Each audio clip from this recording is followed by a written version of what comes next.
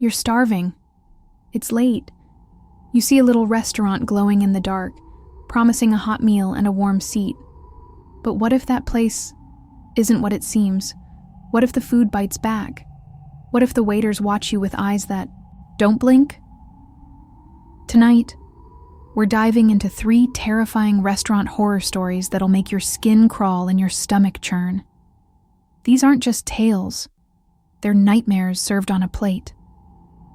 So lock your doors, turn off the lights, and grab something to hold on to. This is gonna be a wild, scary ride. Smash that subscribe button, hit the bell, and let's step into the darkness, where the menu is alive and the customers never leave. Story 1. The hungry diner. It was 2 a.m., and the world felt wrong. Mia and her older brother, Ethan, were lost on a back road that didn't show up on any map. Their car was coughing, low on gas, their phones long dead, and their stomachs growling like angry dogs. They'd been driving for hours, snapping at each other over missed turns, when they saw it. A diner, glowing in the dark like a trap set, just for them. The sign read, "The Hungry Diner," and the words seemed to pulse, like they were alive. Mia's skin prickled, her gut screaming to keep driving, but Ethan was starving, and hunger. It blinds you. It makes you walk right into the jaws of something awful. The bell above the door didn't jingle. It wailed, a sharp, piercing cry that made Mia jump. The diner was empty, not a single soul in sight. No customers, no cooks, just the hum of that cursed jukebox and a smell that hit like a punch. Burnt grease mixed with something metallic, like old blood. The booths were torn, their red vinyl seats slashed open, spilling yellow stuffing like guts. The tables were sticky, coated in a dark, tacky film that clung to Mia's fingers when she brushed against one. Ethan didn't seem to notice, sliding into a booth with a goofy grin. But Mia couldn't shake the feeling that something was watching them, its eyes hidden in the shadows. A waitress appeared, stepping out of the darkness like she'd been waiting. Her skin was pale, almost gray, stretched tight over sharp bones. Her smile was too wide, showing too many teeth, and her eyes, they were black, shiny, like beetle shells, reflecting the dim light in a way that made Mia's stomach churn. Her name tag said Doris, but the letters looked scratched, like someone had clawed them into the plastic. "Sit anywhere, dears," Doris rasped, her voice like dry leaves scraping together. Mia wanted to grab Ethan and run, but he was already flipping through a greasy menu, acting like this was just another late-night burger joint. They ordered simple stuff, burgers, fries, and coffee. "Safe, right?" Mia kept her eyes on Doris as she shuffled to the kitchen, her movements jerky, like a puppet on strings. The jukebox song changed, now a low, guttural hum that vibrated in Mia's chest, making her teeth ache. Minutes dragged on, the silence heavy, broken only by that dripping sound, louder now, coming from somewhere behind the counter. When Doris returned, she carried 2 plates and 2 mugs, her smile wider, her teeth sharper. Mia's heart stopped when she saw the food. The burgers weren't cooked. They were raw, the meat shiny red, and Mia swore she saw it move, like it was breathing.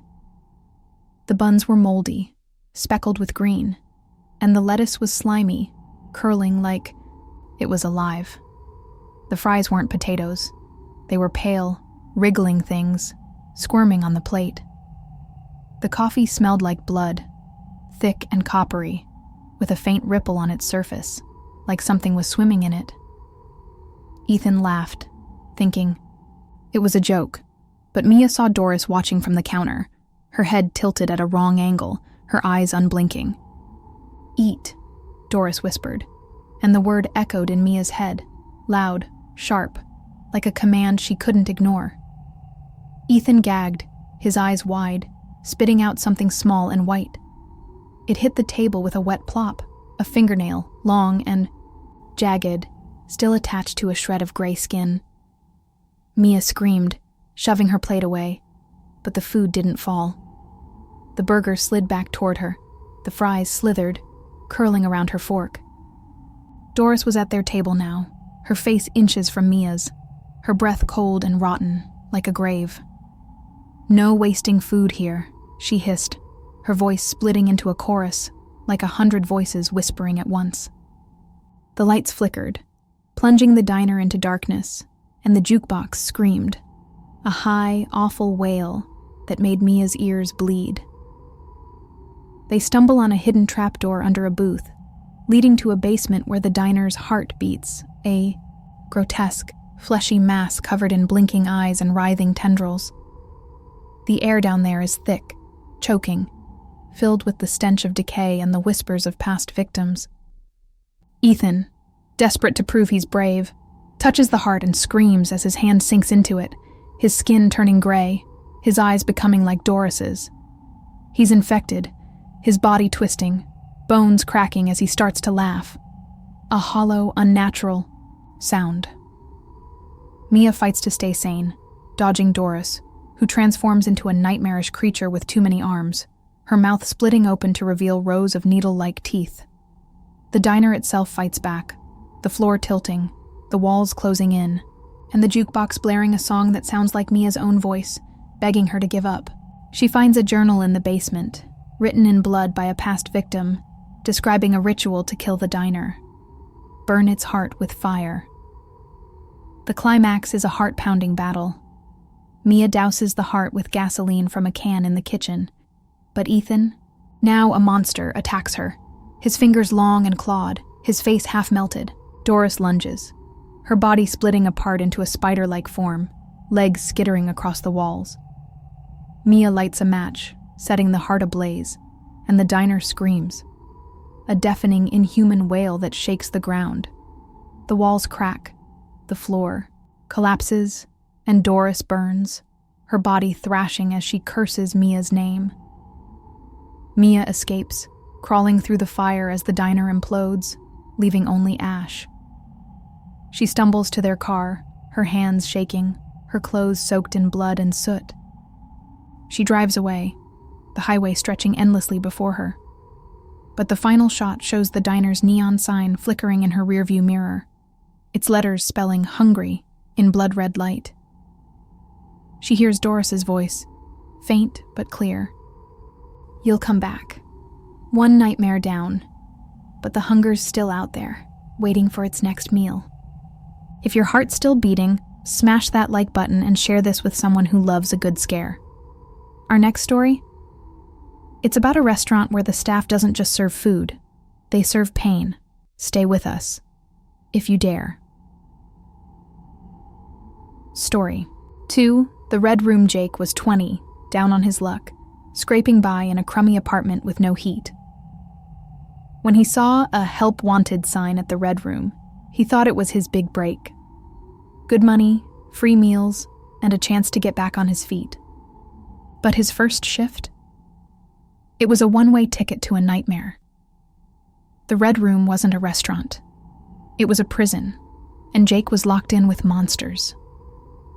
The manager, Ms. Vera, was tall and thin, her skin so pale it looked like paper. Her eyes were black, like pits you could fall into, and her smile was sharp, like she was already tasting blood. She handed Jake a list of rules, her voice cold as a freezer. Don't open the walk-in freezer, don't ask about the specials, and never, ever, go into the back room. Jake nodded, but the rules made his skin crawl, like he'd just signed his own death warrant. Jake's shift started normal enough. He served rich customers in fancy clothes, but they were weird, silent, their eyes glassy, eating like robots. The food looked amazing. Steaks, soups, desserts. But it smelled off, like rot mixed with copper. Jake carried a plate of special ribs to a table, and he swore he saw the meat twitch, like it was trying to crawl away. By midnight, the customers were gone and the staff locked the doors. Jake's gut told him to run, but the exits were bolted. Then the chanting started.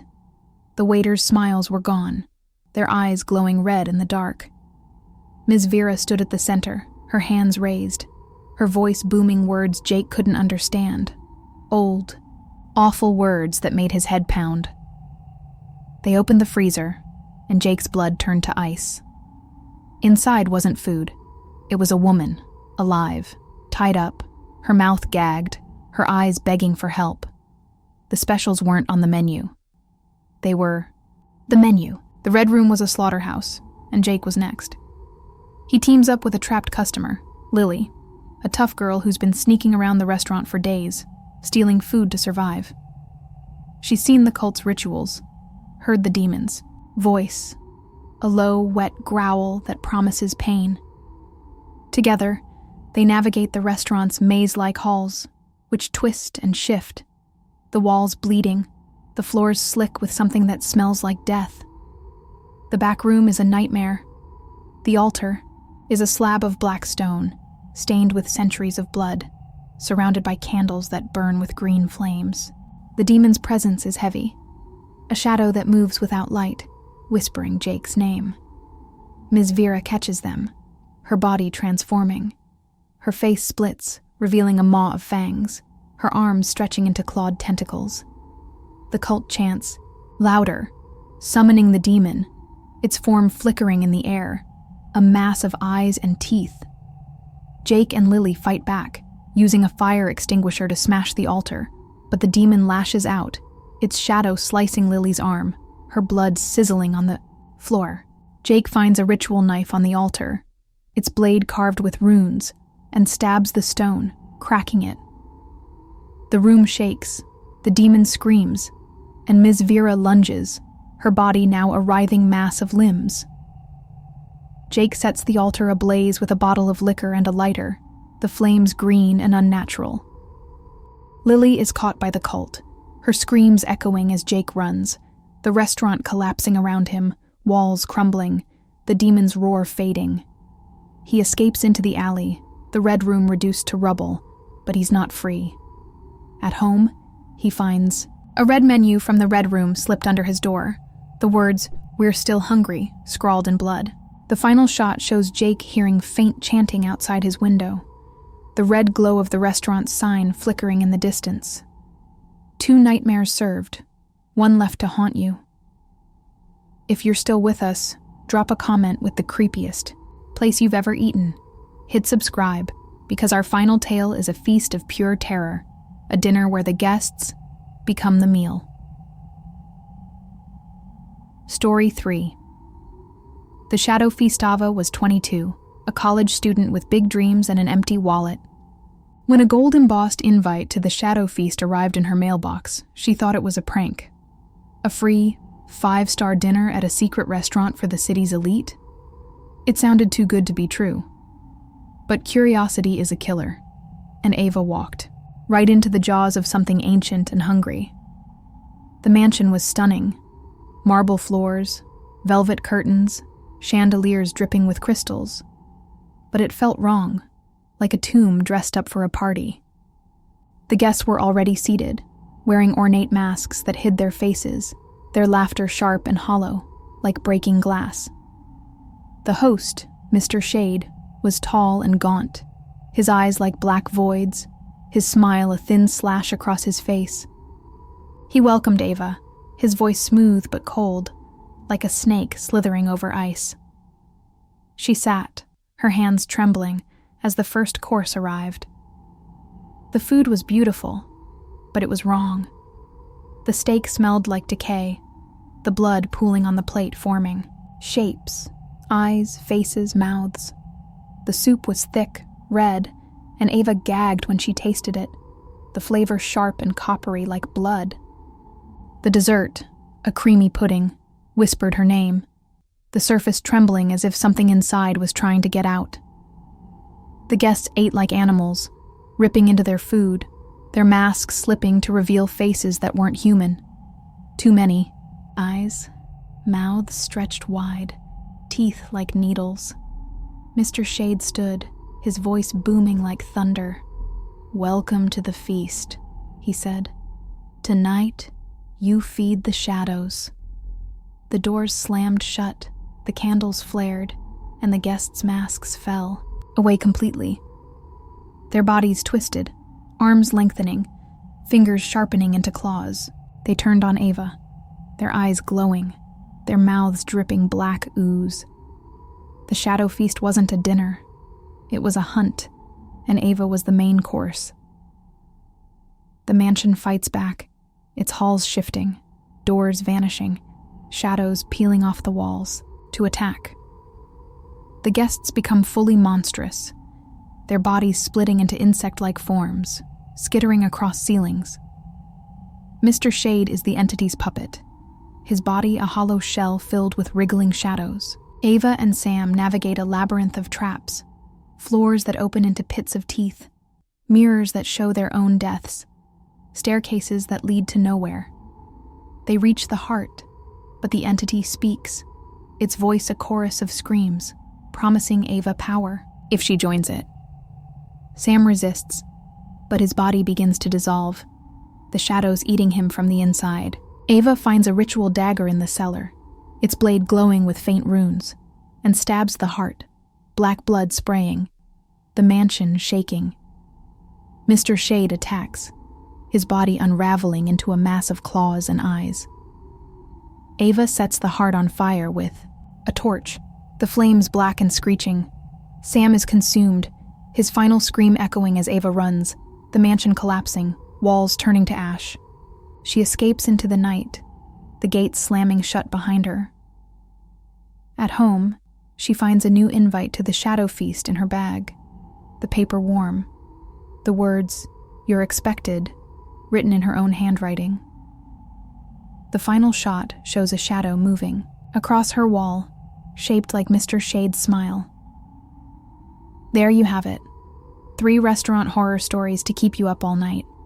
Which one chilled you to the bone? Drop it in the comments, and if you're hungry for more terror, hit subscribe and ring the bell. We've got plenty more nightmares on the menu. Until next time, watch what you eat and stay scared.